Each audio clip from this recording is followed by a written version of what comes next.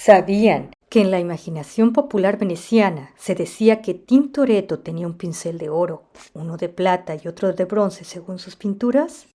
Jacopo Comín, cuyo mayor apodo, Tintoretto, recordado por la historia como uno de los grandes pintores, nacería presumiblemente un 29 de septiembre de 1518, solo un año antes de la muerte del gran Leonardo da Vinci, dentro del siglo XVI, el llamado siglo de los genios, siendo el mayor de 21 hermanos en la ciudad-estado República de Venecia, llamada la Serenísima. Su apodo nace del oficio familiar como tintoreros de seda, entendiéndose como pequeño tintorero o hijo de tintorero. Vasari, considerado el padre del término Renacimiento e indiscutible biógrafo de artistas, le apodaría el Terrible por su fuerte carácter e intensidad de su obra. A este se añadiría dos más: Il Furioso, por su implacable energía y velocidad al pintar, y el último, con menor memoria artística, Jacopo Robusti, proveniente de la fuerza de su padre Giovanni al defender enérgicamente tiempo atrás las puertas de la ciudad de Padua de las tropas imperiales. Alumno fugaz de Tiziano, como autodidacta llevaría al extremo el manierismo italiano, ese estilo artístico que vestía con figuras alargadas y movimientos forzados a sus personajes en respuesta al sereno equilibrio del Alto Renacimiento, adelantándose a su tiempo mientras se alejaba de las tendencias de su época, convirtiéndose en el precursor del arte barroco. Su obra, con frecuencia en lienzos de gran formato, se movía envuelta en una intensidad del dramatismo entre la composición, perspectiva y luz con sus efectos especiales, despojando la nitidez del colorido por otros vibrantes. Aunado al paisaje, uno de los elementos de la escuela veneciana, que alojaba a sus personajes con sus peculiares anatomías en convulsas posturas y poderosas emociones, herencia tras su estudio del dibujo del divino Miguel Ángel, influyendo en el Greco, Caravaggio y artistas del siglo XVII. Las tinturas y telas serían testigos de la terca intensidad de sus trazos de pintor innato, alojados en las paredes del taller paterno.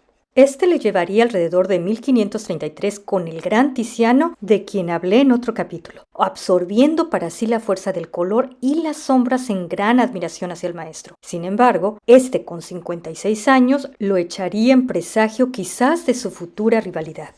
Venecia lo atraparía para sí la mayor parte de su vida, viajando rara vez fuera de esta, siendo testigo de la intensa relación turbulenta entre antiguo maestro y alumno, mientras las obras del primero, las formas se definían por el diseño o la línea del dibujo, en contraste con las del viejo maestro a través de colores contrastantes.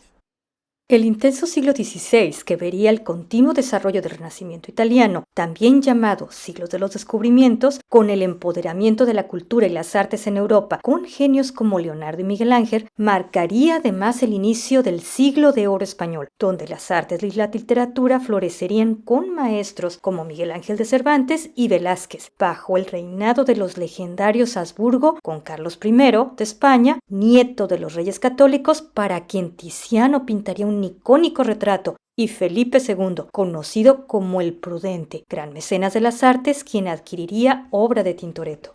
Venecia, engalanada por la opulencia al ser un poderoso centro comercial, era ensombrecida por tensiones religiosas entre protestantes y católicos, influyendo la contrarreforma católica en el arte religioso. La Serenísima, además, sufriría la visita de la peste negra, invitada por el mismo mar que en sus rutas comerciales traería la riqueza del Medio Oriente, incluyéndola como polizón. Durante su vida, Tintoretto vería varios brotes de la mortal pandemia, siendo en 1576 especialmente severa, llevándose a no pocos ciudadanos como Tiziano. Tintoretto se iniciaría en 1539 como maestro independiente en horas interminables dentro de su taller, donde una controvertida inscripción se leería: el dibujo de Miguel Ángel y el colorido de Tiziano, rodeado de sus moldes de cera o arcilla como leal compañía en una vida retirada. Ermitaño creaba figuras de sus modelos acariciados por diferentes ángulos de luz, estudiando sus efectos cual boceto mientras sus pinceles descansaban, siendo alguna de estas figuras con luz diferente otro personaje repetido en más de una obra.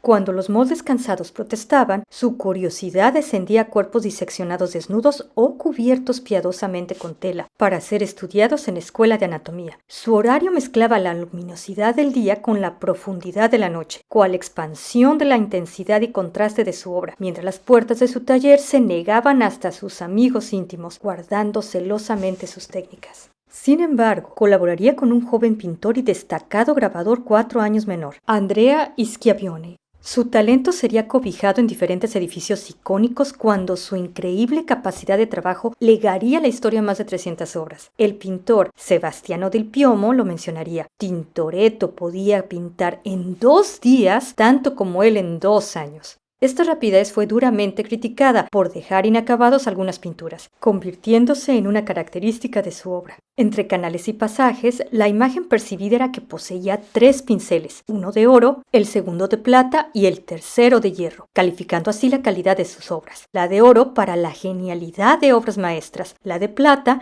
como calidad aceptable y la de hierro para producciones rápidas donde la paciencia no tenía asiento. Intenso, audaz, inquieto, excéntrico, ambicioso, independiente, tacaño, solitario, incomprendido, admirado y criticado, era enemigo de las reglas. Las artes lo amaban y él las correspondía. Tocaba varios instrumentos musicales, entre ellos el laúd. Su imaginación le llevaría además a diseñar vestuario y escenografías.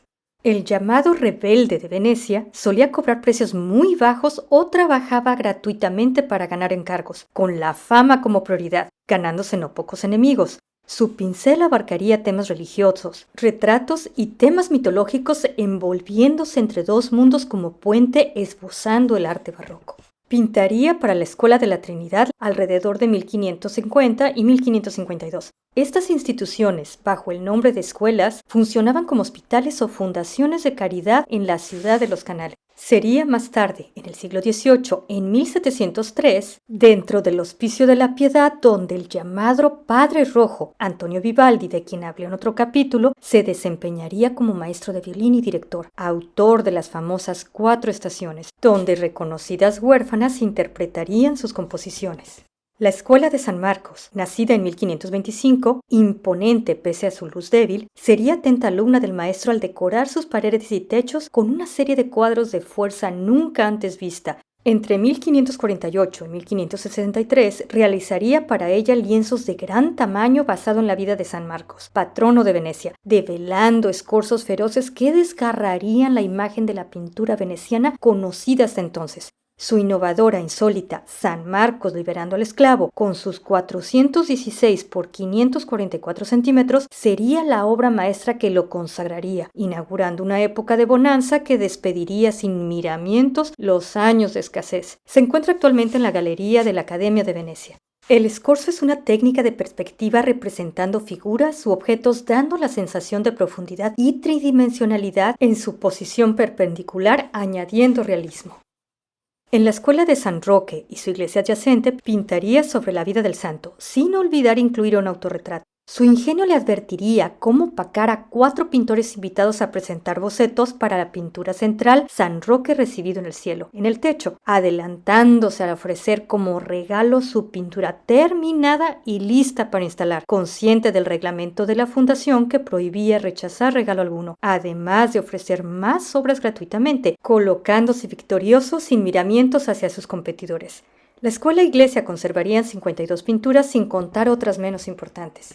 Para 1550, con 32 años, contraería matrimonio con Faustina de Vescovi, quien se dibujaría como una astuta y paciente compañera ante un marido algo complicado de tratar, al forzarlo discretamente a vestirse de manera digna al salir de casa, imponiendo el detestado abrigo para lluvia. Más aún, añadiría un pañuelo con monedas escondidas, solo para escuchar la misma historia una y otra vez de repartirlas a necesitados al preguntarles sobre su desaparición. De su fecunda unión, solo 2 hijos llevarían el arte en la sangre: Domenico, quien ayudaba en el taller, y Marietta, llamada la Tintoretta, hija de otra mujer antes de unirse a Faustina. Esta solía acompañar a su padre vestida de hombre, convirtiéndose en retratista de pequeño formato. Alrededor de 1560 iniciaría numerosas obras en el Palacio Ducal, obra maestra del estilo gótico e histórico centro de poder, símbolo innegable de la riqueza veneciana, albergando la sede del gobierno y justicia de la República durante casi 1000 años, residencia del príncipe bajo el título de duque. Este conecta con las antiguas prisiones a través del icónico Puente de los Suspiros, donde la leyenda recuerda estos se escuchaban de los presos entesiados al cruzar. Para ese entonces, en Roma, un Miguel Ángel de 85 años permanecía inmerso en proyectos arquitectónicos de la Basílica de San Pedro, mientras en Milán, en 1548, Arcimboldo, de quien hablé en otro capítulo, entraría al gremio de pintores. Este palacio aloja una de sus grandes y últimas obras, El Paraíso, encargada en 1588 representando la coronación de la Virgen, considerada por sus colosales dimensiones sobre lienzo de 22 por 9 metros como el mayor cuadro del mundo, siendo vista en su época como una extravagancia. Realizada mayormente en la Escuela de la Misericordia para ser instalada en el palacio en la sala del Consejo Mayor y trabajar los últimos detalles con la ayuda de su hijo, por increíble que parezca, pero muy a su estilo, en lugar de definir su precio, cedió la decisión a las autoridades, dispuestas a dar una suma que él disminuyó. En 1577, dentro del agitado periodo poco después de la famosa peste que azotaría la ciudad, un irrespetuoso incendio consumió parte de sus invaluables obras renacentistas, incluyendo obras de Tiziano y del mismo Tintoretto, alcanzando los archivos. Su restauración vería el nacimiento del famoso puente hacia las cárceles. Tintoretto retomaría las pinturas acompañado por Veronese. Sin embargo, el correr del tiempo permitiría ser retocadas en su mayoría, borrando o minimizando la fuerza inicial de su pincel. En 1590, Marietta fallecería durante su segundo parto, impactando fuertemente a su padre y alimentando la leyenda que éste la pintaría en su lecho de muerte. Una de sus últimas obras, realizada en 1592, cuyo tema pintaría varias versiones en su vida, La Última Cena, para la Basílica de San Giorgio Maggiore, es una distorsión sombría de la realizada por Leonardo da Vinci aproximadamente 97 años atrás, mostrando una escena dramática de los principales personajes en una oscura taberna habitada entre el pueblo y ángeles espectrales, entre pesadilla y éxtasis. Los años, ya cansados, con la muerte cercana redactaría su testamento en 1594. El viejo maestro, con la fuerza de su fe y su obra, según jura la leyenda, incluiría en su testamento ser velado en el suelo por las siguientes 40 horas con la infirme, insólita esperanza de resucitar, falleciendo tras una larga agonía de 15 días, tras complicaciones de fiebre y dolor estomacal. Sería enterrado con 75 años en la iglesia de Santa María del Orto, bajo los ojos de un altar que había decorado, acompañado de Marietta, uniéndose 41 años más tarde su hijo Domenico, quien heredaría su taller. Lejos de Venecia, un puñado de sus obras se encuentran en museos de París, Washington D.C. y Madrid. Algunas obras importantes se cuentan además San Jorge y el Dragón, actualmente en la Galería Nacional de Londres, El origen de la Vía Láctea y Susana y los ancianos. Siglos más tarde, su energía noctámbula impresionaría a la escritora británica Virginia Woolf, un alma constantemente torturada por sus demonios, quien en 1904 en una carta expresaría: hasta que no se ha visto a Tintoretto, no se sabe lo que la pintura es capaz de hacer. La realidad de su pintura va más allá de las palabras. Es difícil decir qué es más impresionante, si el horror del hecho representado o el inteligente poder del artista, siendo estas palabras citadas seguramente por sus intensas pasiones atrapadas en sus demonios que la liberarían bajo las aguas. Soy Irma Gutiérrez. Gracias por contar con su presencia. Si les gustó el video, denle me gusta, suscríbanse y activen la campanita para recibir notificaciones. Espero haber dibujado una sonrisa en sus rostros.